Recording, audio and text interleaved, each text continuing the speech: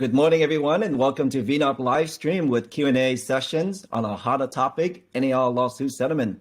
My name is Huynh, and I'm the founding president of VNAR, Vietnamese National Association of Real Estate Professional. Before I begin, please allow me a few minutes to share with you about VNAR. VNAR was founded in 2015 with a laser focus to bridge the real estate network within the Vietnamese community and to have singular voice in advocacy and to provide quality education and networking to our members. VNAR connect with real estate professional, its affiliates, and Vietnamese community nationwide. We are an organization that seeks to expand, empower, and lead by example for our community and network. Additionally, our core values are to provide educations, empowerment, build business relationship, and continue to develop more partnerships to better serve our communities and abroad. Our mission is simplified with an acronym CARES, which stands for Culture Enrichment, Advocacy, Resource Hub, Education, and Social Responsibility. VNAR now have 3 chapters: VNAR Silicon Valley, leading by Trung, VNAR Orange County, leading by Huynh, and VNAR Houston, leading by Dan King, and our incoming VNAR Southeast chapter, leading by Amy Tup. Without further ado, please allow me to introduce our 2 guest speakers today. Mr. Doan is named one of the most admired CEO by the Minneapolis and St. Paul Business Journal.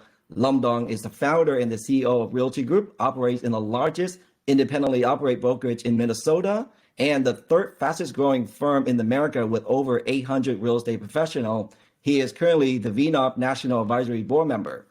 And our second speaker is Saul Klein. Mr. Saul Klein is the father of technology and internet adoptions in the residential real estate industry and generally recognized within the industry as a technology pioneer and its first internet evangelist. He was the creator of one of the first online real estate community, Real Talk, which developed for the National Association of Realtors in 1995 and still an active community. He was an original member of the first Realtor.com team, where he was driving force in the migration of listing from MLS book to the internet from atoms to bits. Saul introduced the real estate industry to the internet and email listing on the World Wide Web, online education, and listing data syndication. He is one of the few visionaries who paved the way for the real estate transition and technology. It is my honor to have you both on the live stream today. Welcome. Thank you, Evan. Great to have Saul on. We are very lucky to have him on. He's very busy, the CEO of the San Diego MOS. He's been on probably dozens of these, wealth of knowledge to share and dispel a lot of the misinformation that is out there, right?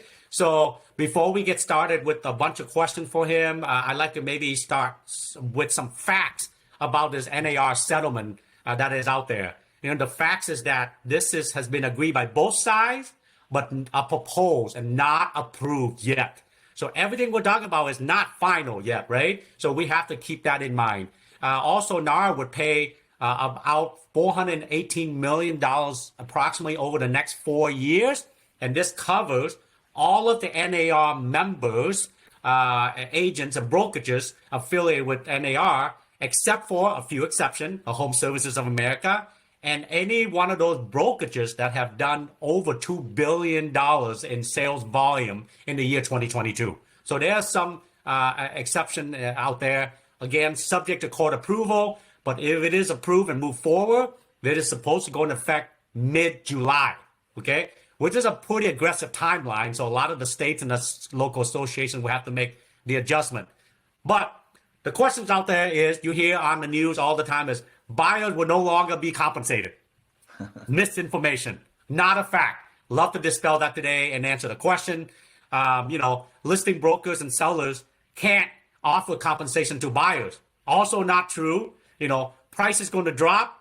Home pricing will drop. Not true. So a lot of things happening, and that's just some facts that I want to start with, Evan, and then, whatever question you have. Otherwise, I have a bunch of questions I'd like to ask Saul that I know people already pre-submitted. Please fire away.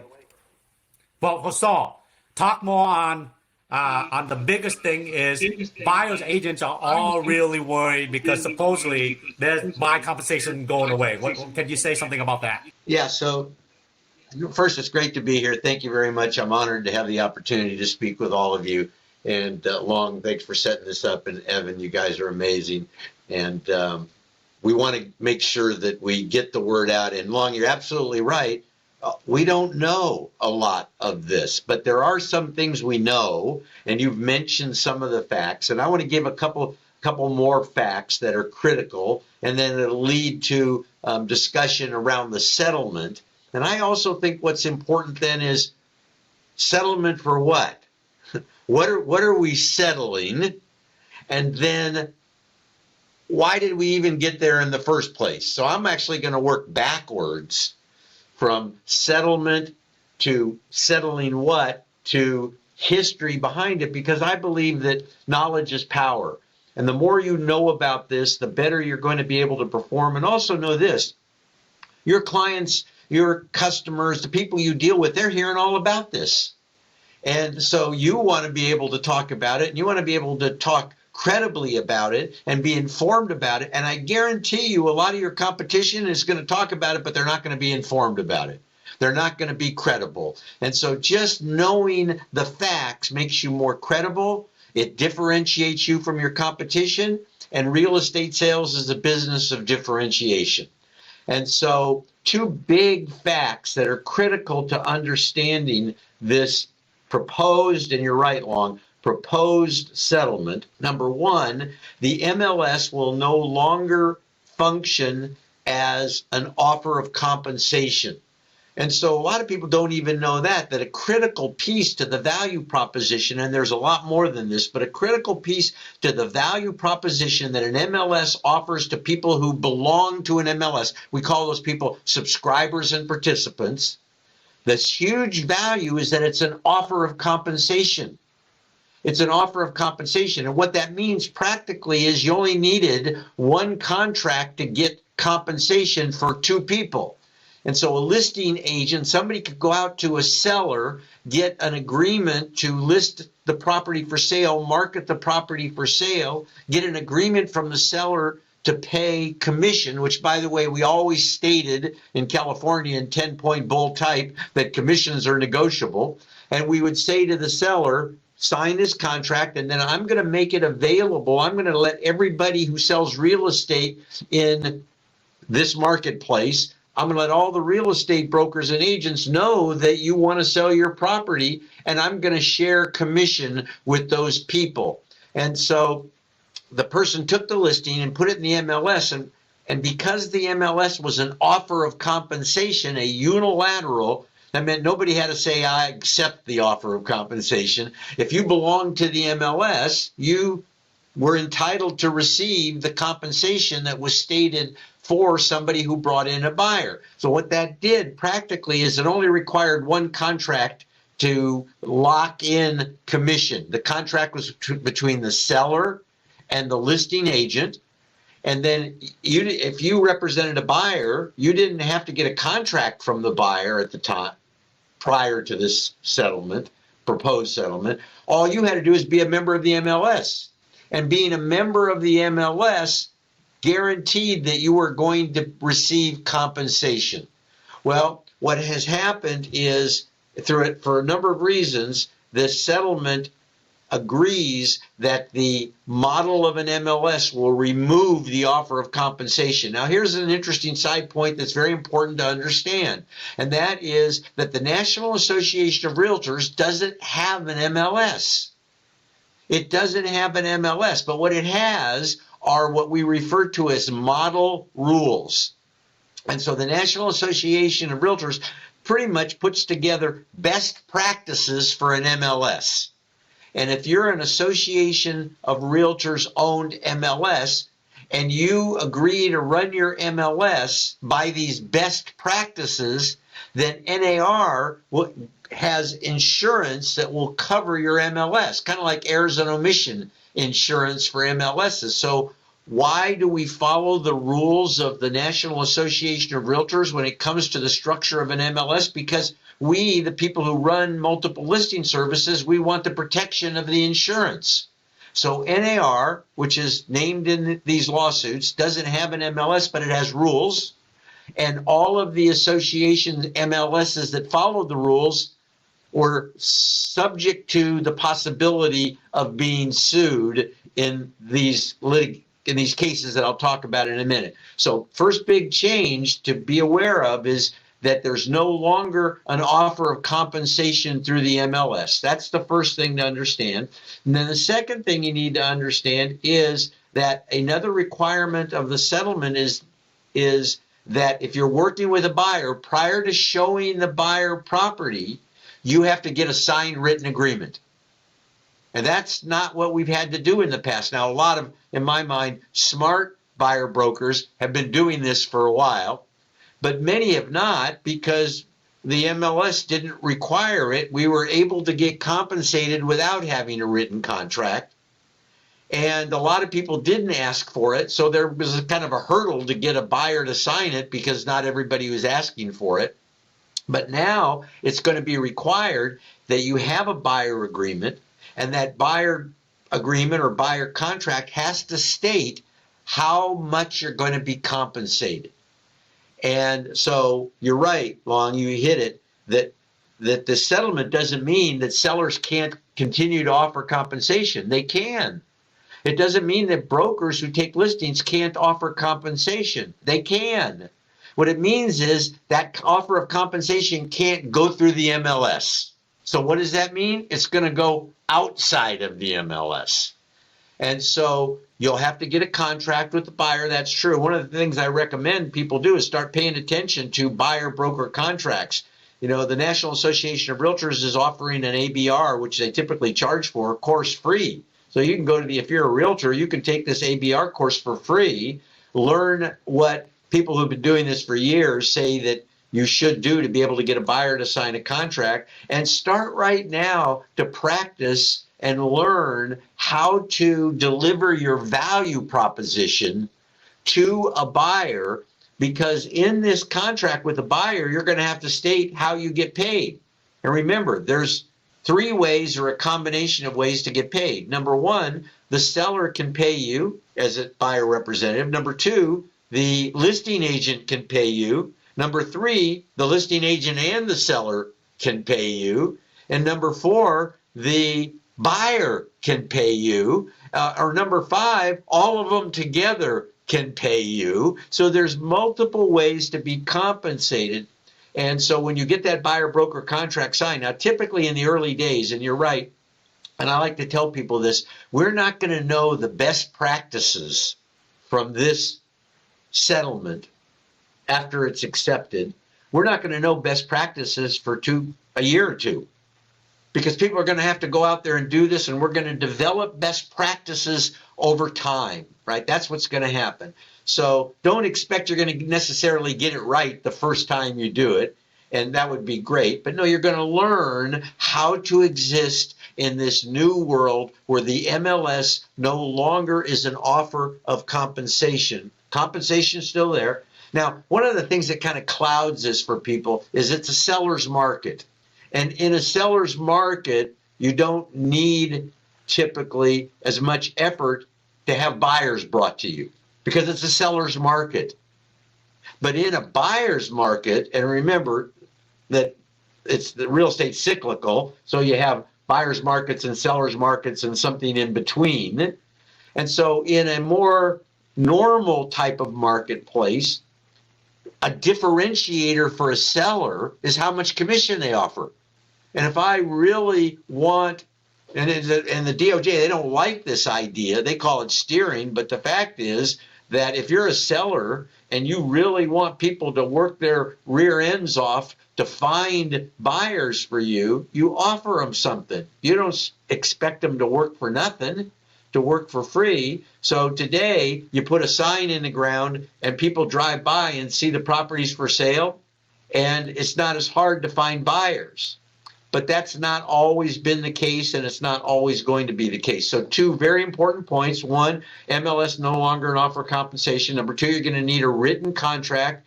Number 3, you got to figure out how you're going to enter into the buyer contract, how you're going to be compensated. Now, here's the rub, and that is what, at least initially, you're probably going to say something to the buyer like, I'm going to ask for compensation. We're going to put it in the offer to purchase, which we couldn't do before, right? We had to be very careful about doing. But we're going to say, I need to be compensated. Would you agree that I need to be compensated for my work?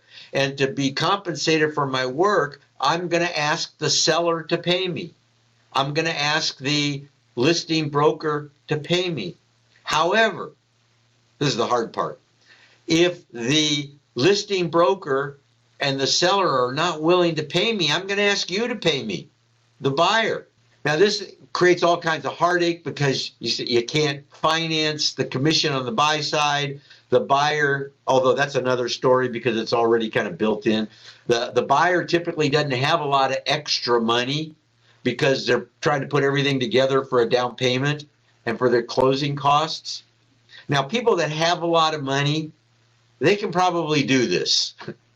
But underserved communities, veterans, right, where they're not allowed by the structure and nature of the loan to pay that commission, we're going to find that certain segments of the population are actually harmed by this. But I'm confident that over time, the community, right, the lenders, the real estate industry will figure out best practices and we'll be able to move forward. So those are the main points. Understand you're going to need a buyer contract. Understand you're not going to get your compensation. How am I going to know what other brokers are offering?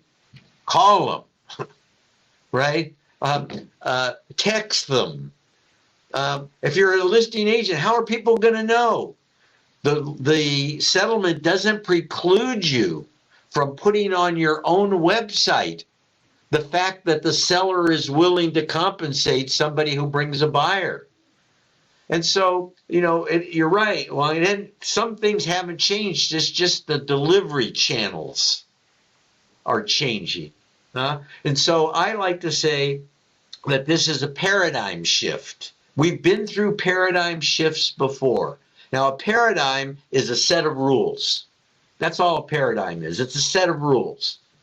In the United States, we have a football paradigm. In the rest of the world, if you say football, it's a different paradigm. We call it soccer, right? And so there are different sets of rules, different paradigms for just about everything. And so in real estate, we've had a certain paradigm or a method in which we do business, and you've heard this phrase, the paradigm is shifting. And so know this about a paradigm shift. When a paradigm shifts, and that's what's happening, that's a fundamental change. What we're confronting is a fundamental change in the way real estate is compensated, by the way agents and brokers are. It's a fundamental change. Know this also about fundamental changes, paradigm shifts. When a paradigm shifts, everyone goes back to zero.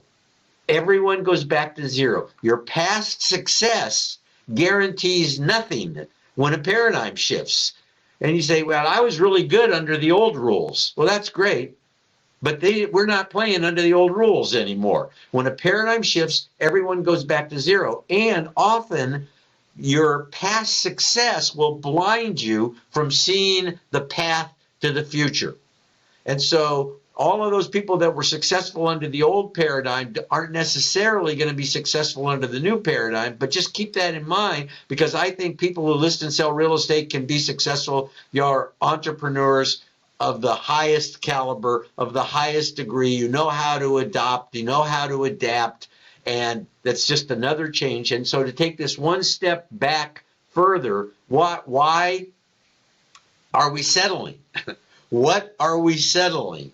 And the answer is there was litigation that began about 3.5 years ago, and the litigation attacked the offer of compensation in the MLS and said the offer of compensation in the MLS is kept commissions artificially high. Now, we can all argue and say that's not true, but it doesn't matter what we think. What matters is that this first case that then grew into another case, that grew into another case, and the one that everybody is concerned with is the case in Missouri called Sitzer-Burnett. And remember, knowledge is power. And the Sitzer-Burnett case was litigation where the plaintiffs were suing the National Association of Realtors and the big name companies for antitrust. And in real estate, we're deathly afraid of antitrust, right? And so they were suing for antitrust, and there was a judgment in that case for $1.83 billion. And because it's antitrust, it's tripled. And so it was $5 billion judgment, not settlement, judgment, where the plaintiffs, National Association of Realtors, and other companies, you owe this money. Now, there were some then there was another case. Actually, it was before the one in Missouri, called Merrill, Moehlr, in Illinois. And the estimated damages, should that one have gone to trial, were like $25 to $50 billion.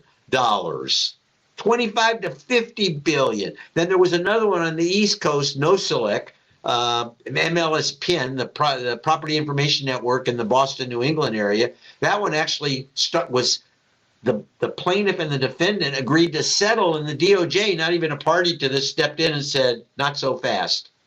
We don't like it. Wait, you're not a party to this. That doesn't matter. They filed something called an amicus brief, and they said, we don't think the settlement benefits the plaintiffs. Wait. And then, so they waited. What happened? $5 billion settlement in Missouri, more probably in Illinois. Then what they call copycat lawsuits across the country, like 30 of these things, hundreds of billions of dollars estimated damages. So what did NAR do? It settled. You know who else settled? Keller Williams for $75 million. You know who else settled? Anywhere. I think it was for $83.5 million, much less than $1 billion, right? Who else? Remax, $55 million. Compass recently settled last week, I think, $57.5 million. So these settlements are far below what it looked like the damages were going to be. And so, and in the settlement, the National Association of Realtors negotiated and agreed to these terms, practice changes that we've already mentioned. And NAR agreed, as you mentioned, Long, to ante up $418 million. And that money is going to go into a settlement fund. And, you know, the majority of that money is going to the attorneys. That's another story. And how much do the actual plaintiffs get? I've heard anything from like $15 to $1,500. And but the thing it does for the real estate industry is it changes the way in which we look at the flow of compensation in a real estate transaction. And we're going to have to make some changes to the way we do business. And it happened before. And I will say this historically. So those are the cases. Let me give you a little bit of history. The offer of compensation that was attacked in this litigation and all these litigations, that's not always been the NAR model. Remember, NAR has a model. We follow the model because we want the insurance. The NAR model prior to 1996 was a unilateral offer of sub-agency. You might have seen the video I put up this morning online that John Riley and I did a couple years ago. The MLS prior to 1996 was a unilateral offer of sub-agency. And so prior to 1996, everybody represented the seller. Everybody represented the seller. The listing agent took the listing, they represented the seller, they put it in the MLS. All of the people who participated in the MLS became sub-agents of the listing agent, which meant they represented the seller. Everybody represented the seller. Prior to 1988, there was no agency disclosure. So this was the problem, is that everybody represented the seller, but we didn't have to tell anybody. And so here you were working with a buyer, and buyers had every right to believe you represented them in a real estate transaction prior to 1988 because you kind of looked like you did, right? They were telling you all their secrets and what they were willing to offer. But the fact is you represented the seller and you didn't have to tell the buyer. So in the mid-1980s, we had a movement to disclosure. And we had to start disclosing who we represented in real estate transactions. And that's the way we did it. We represented, we negotiated, we put all commissions are negotiable. Nonetheless, there was an issue because if you were disclosing and you didn't know how to disclose, you might check the wrong box on the agency disclosure form. Because remember, everybody represented the seller, But a lot of agents they said, well, heck, I'm not the listing agent, so I don't check the box that says I represent the seller exclusively. I'm not a dual agent, I don't think, so I don't check that box. I'm representing the buyer. So they would check the buyer, represent the buyer box. But the fact is they belong to the MLS, so they really were representing the seller. Now they've lied. They told the buyer they represented the buyer. They, in fact, represented the seller. That's a divided agency. So what had to happen? NAR had to change the model rules. And so the model rules changed in 1996, and MLS became an offer of compensation. And then we had the lawsuits, and then we had the settlement. And that's kind of a rough run through of where we are today. Well, Professor Saul, thank you for that. For those who get this recording, you can go back and listen again to the history so you can explain it. As we know, that's how we ended up today. So let's say this proposed settlement move forward. What should we be doing moving forward, right? And you already stated a bunch of stuff. The rules going to change, and we all just need to learn how to play by it. But I can tell you right now, more than ever, our buyers will need us even more to help them navigate through one of the largest financial transactions in their lifetime, not to mention complicated, complex, emotional, and journey, right? So we just need to understand how do we disclose and explain the commission and how it's being paid. And what you said, Saul, was it used to be really simple. Now it's just a little complicated. So you have to know all the 5-6 options you always share. Everyone who's a party to the transaction can somehow be part of the compensation package, right? We're used to, as a buyer agent, I'm talking about buyer agents right now, we used to just say, don't worry, I'll show you the home. You don't have to pay me. Many agents explain that incorrectly. What they meant is not out of pocket because it's paid, right? It's just included in the sales price because the seller already built that in. Now, if I was a seller, this is why this happened. I'm paying the buyer agent to negotiate against me in my commission I agreed to pay, right? So now just decouple. So I think it's important, like you said, Saul, as this move forward, we just need to learn how to explain and do a better job, which again, I'm telling you guys, NAR gets a lot of good resources, including the fact sheet or the Q&A on NAR, there, facts.realtor. You can go there. That's where I got a lot of my information. But I will tell you this. It has this 105 ways we help buyers. It's great on there if you don't know it. I can share it on our group too, Evan. 179 things we do for sellers to show the values of us as a real estate professional. That's one thing we've done poorly. We haven't done a good job of explaining the value. I'm sorry, don't get me going about the attorney, beating us up on 2 to 3% commission when they're getting 30 to 33% of a lawsuit when they get the job done, right? The other thing too, as a buy agent, we just need to change is when you go to a listing and the seller said, yes, I agree to all your term, we negotiated, go ahead and list my home. You don't leave and then do staging if you need to, do photography, spend money in marketing, put the sign out if you didn't have a listing contract, correct? Many of the buy agents have gone to show homes without a buyer contract, 10, 15 homes, and they might say, oh, sorry, I'm using my cousin instead, right? I mean, this will force us to have them sign it. So you're right, Saul. This is, until it's official, I see it's a good thing. This is our opportunity to step up as real estate professionals, to do a better job of explaining our values. So here's something I want to recommend and run by you guys. It's a mindset. Everything's mindset, right? Because things change all the time. That's a constant. It's inevitable that we're gonna have change, and we're changing. Not just small change, but big change, paradigm. So maybe you start explaining things like was a service, use the word service instead of sales. Use the word compensation instead of commission.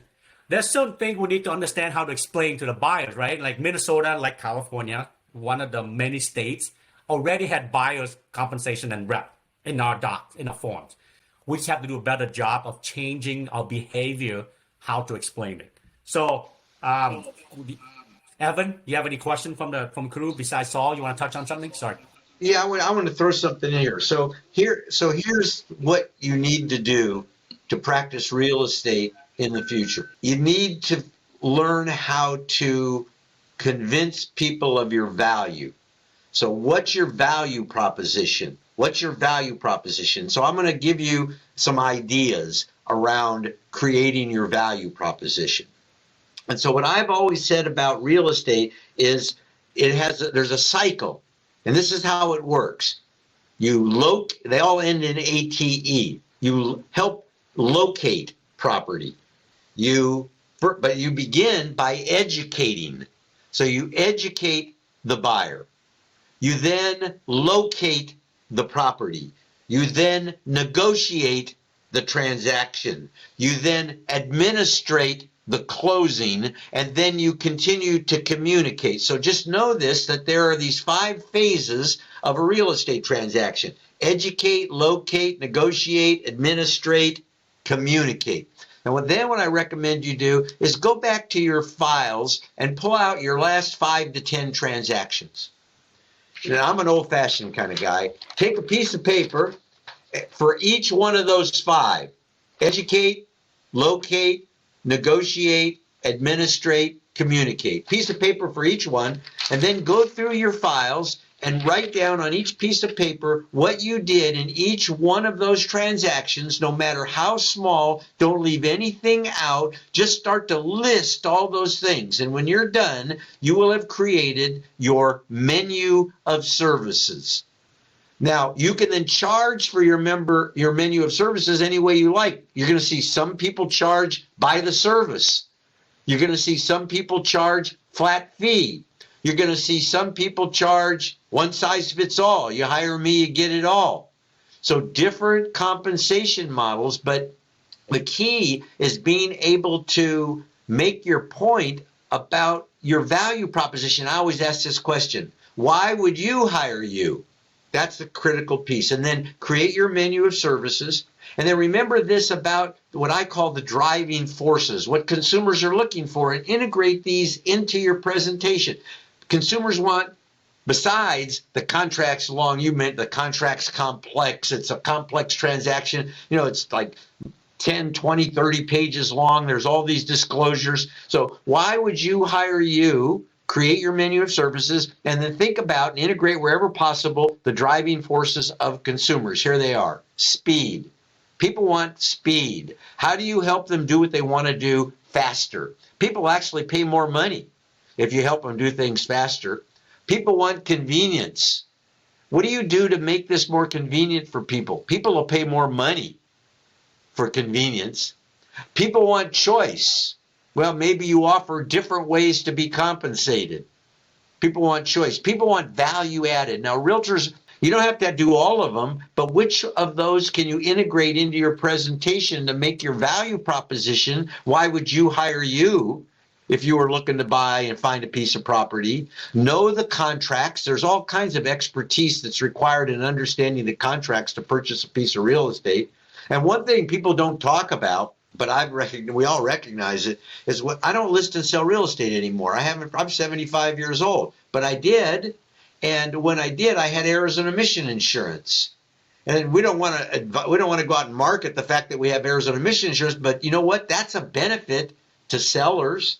And that's a benefit to buyers, the fact that I have that errors and omission insurance. As a matter of fact, one of the things listing agents should be doing is educating sellers on why it's important to pay a buyer broker.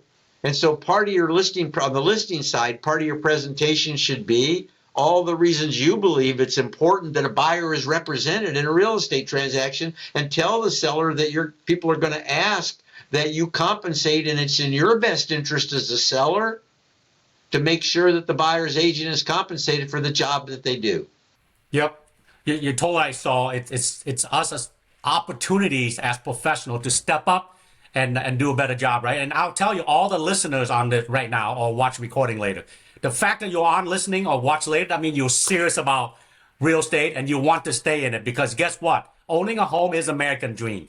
And it's up to us as real estate professionals. It's our responsibility to keep the dream alive and help them become a reality, right? So the fact you're listening, you want to do better. So the one who are not listening or not even care about it, I talk to agents who don't even know what's going on, which is very scary. So, I think this is going to help also improve our industry, because those who are serious about being in this industry will need to step up, educate, come up with a way to show value, like you said, Saul. And for those who are not, we'll go back to doing whatever they're doing. So I'm excited. It's a paradigm shift. Anytime there's a change, I feel like I have an opportunity to be ahead of my competition because I'm gonna start earlier and sooner by listening to people are sharing like you and Evan here. So Evan, what question do you have in the chat group, if any? One question here I want to kick you guys off is that with the commissions now, can the brokerages or agents promote commissions on social media platform now? Let's just say compensations, buyer agent compensation. Can they advertise that on social media platforms?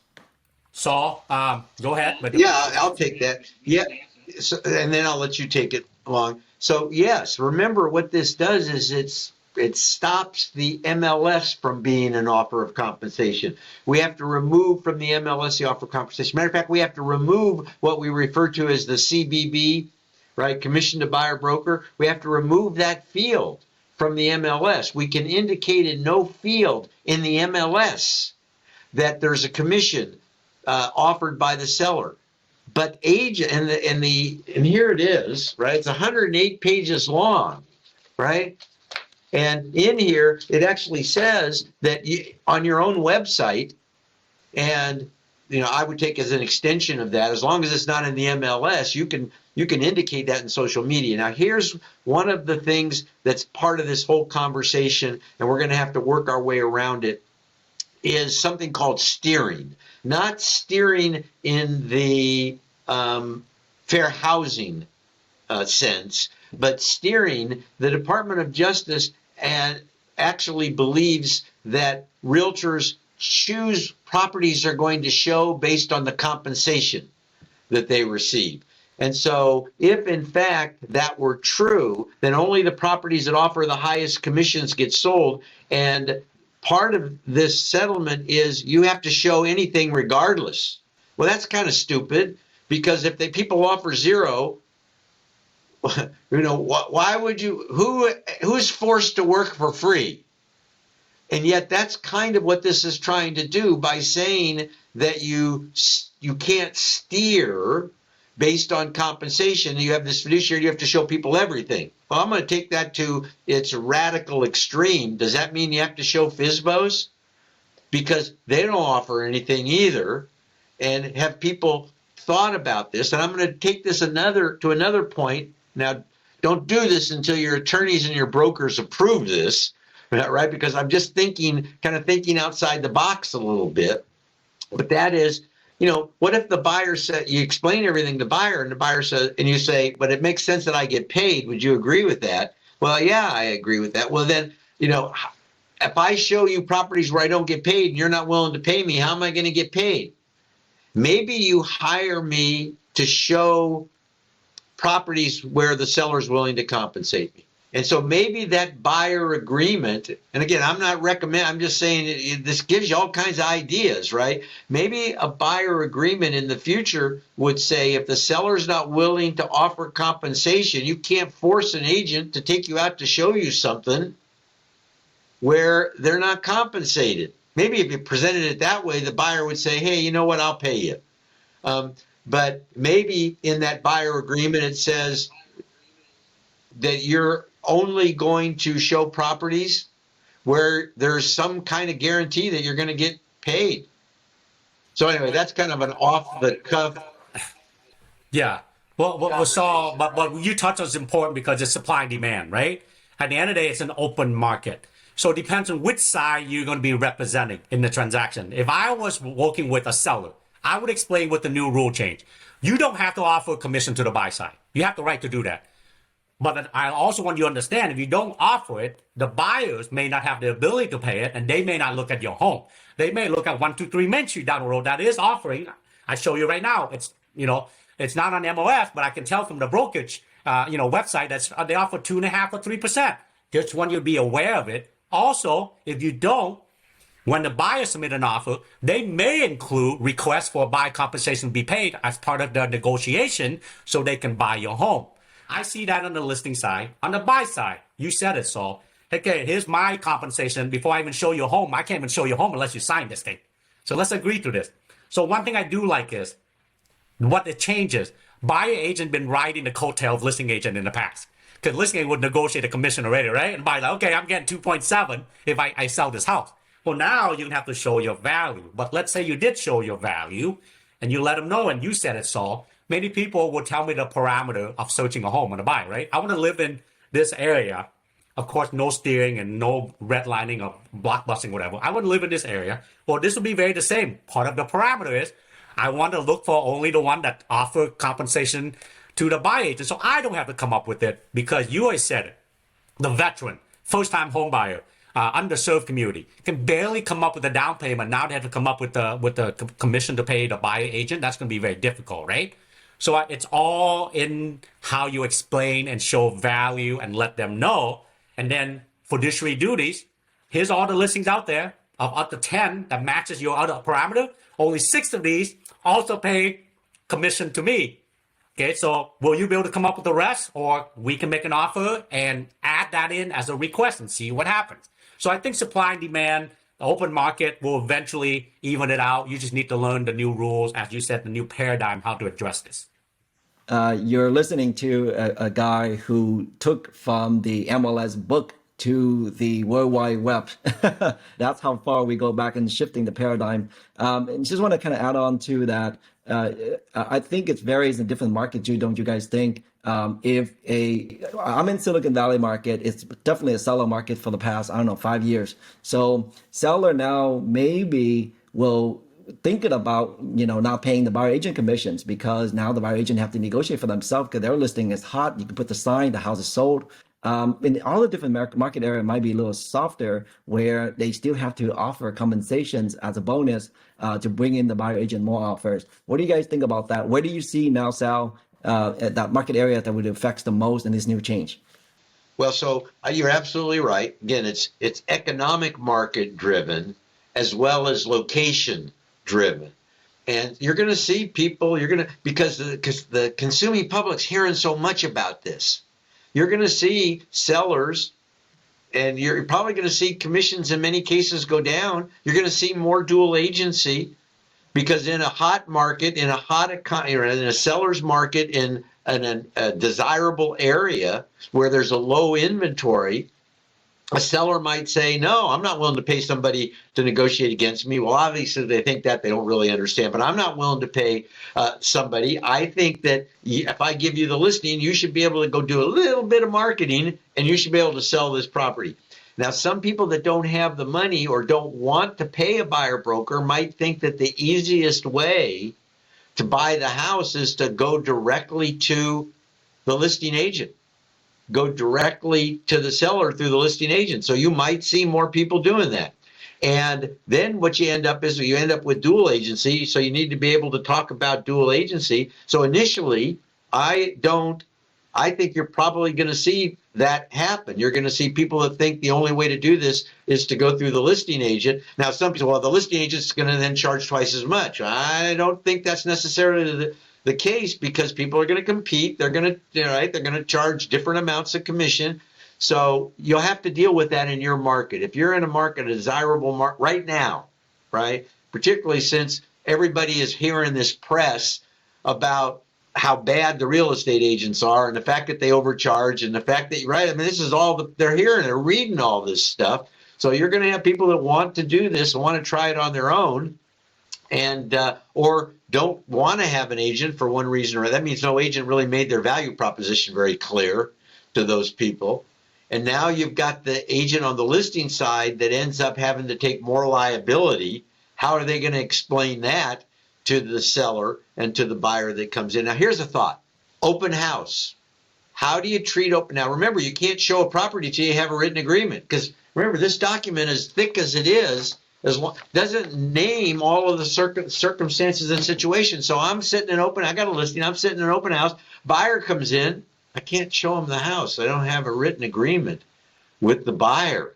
How am I going to show them my open house if they're an unescorted buyer? Well, maybe they'll create a new form that's an open house buyer agreement form, right? I mean, it's like all this stuff is yet to be invented on how we're going to practice the sale of real estate under this new settlement agreement.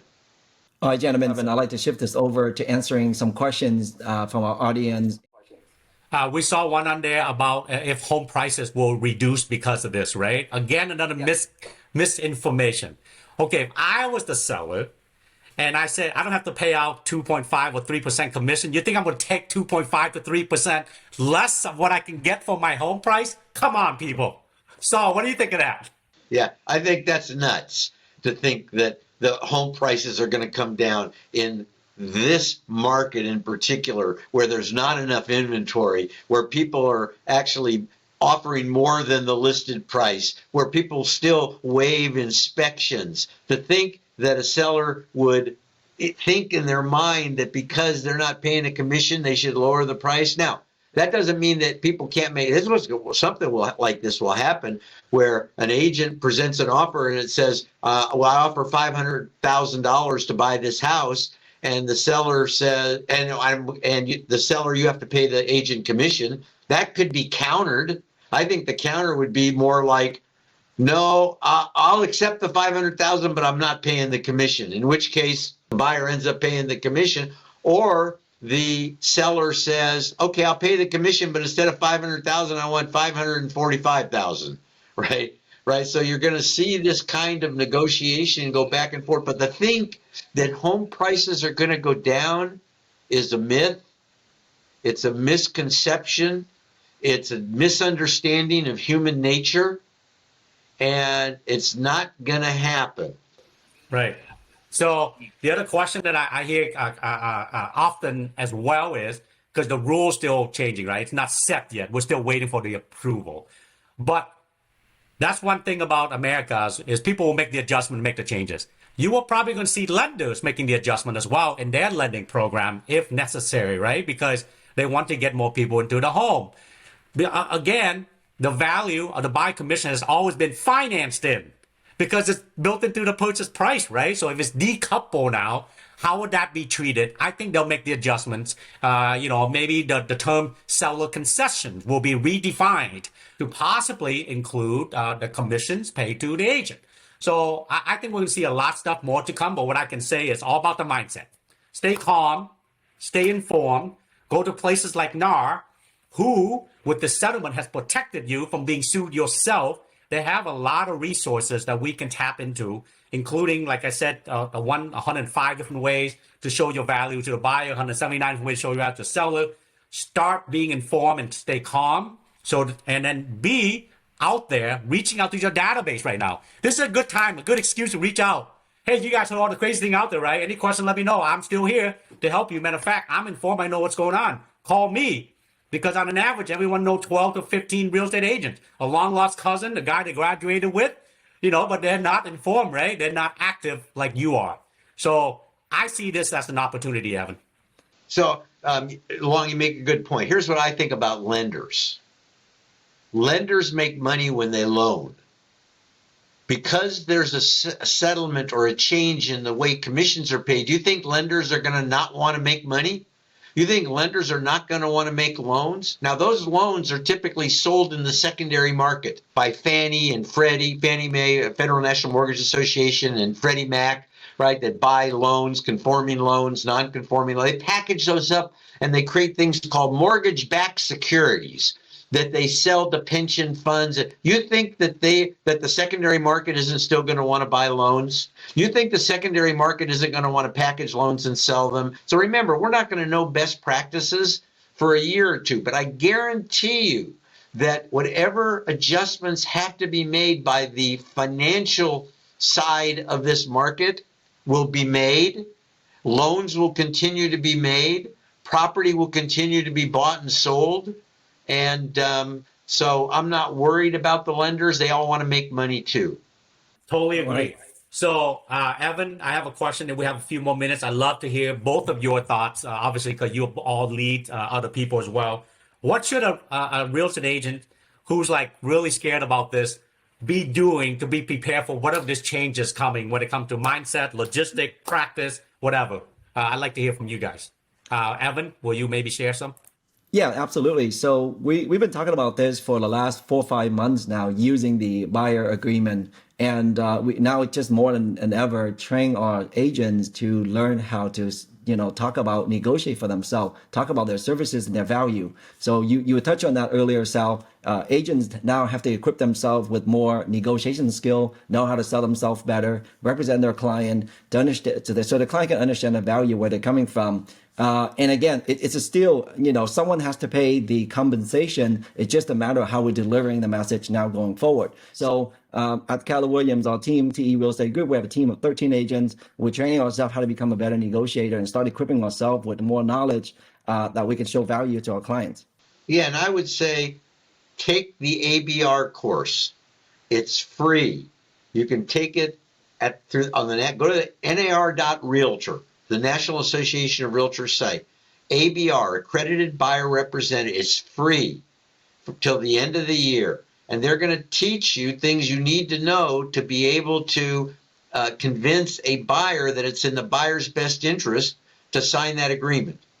And one other thing is, so negotiation is a key point. Learn how to negotiate, spend time learning how to be a better negotiator, because that's a critical thing that you bring to the transaction is negotiation skills.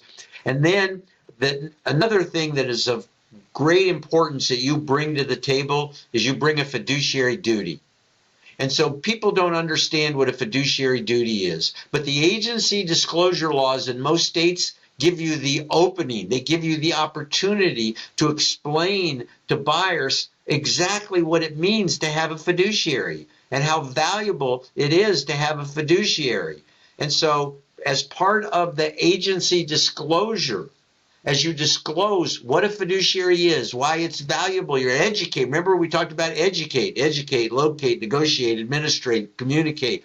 As you educate, use the agency disclosure form in your state to teach people about the value of having a fiduciary. And that leads you right into the conversation around asking, and you know how you can hire me to be your fiduciary? We use a contract.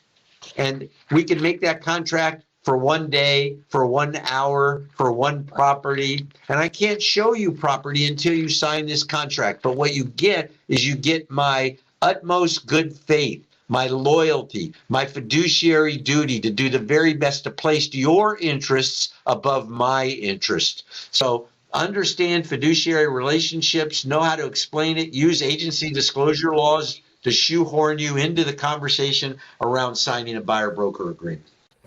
And I think I know we're coming to the end here, Evan. So one last thing I'd like to say is go to the trusted source, your broker, your team leader, your state association or NAR, and get the facts so you can be educated.